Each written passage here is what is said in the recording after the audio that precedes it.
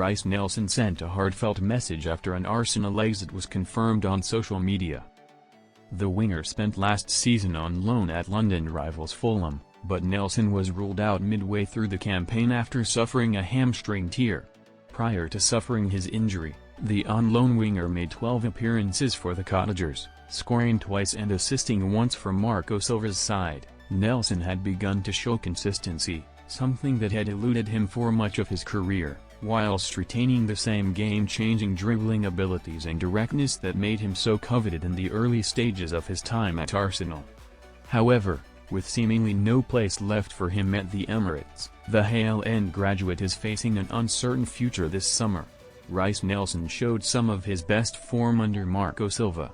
Credit, Hassan Karim. Breaking media. Reiss Nelson sends message to Takahiro Tomiyasu. Takahiro Tomiyasu and Arsenal agreed to mutually terminate the Japanese defender's contract after 4 injury-troubled years at the Emirates. The former Bologna man made 84 appearances for the Gunners since joining in 2021, but appeared for just 6 minutes last season.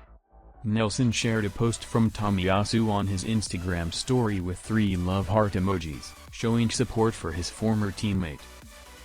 The Athletic revealed in June that Fulham were interested in bringing Nelson back to Craven Cottage on a permanent deal. However, it would be a surprise to see the Whites spend much money, if any at all, on the winger, given his recent injury history and Arsenal's desire to get the 25-year-old's wages off their books.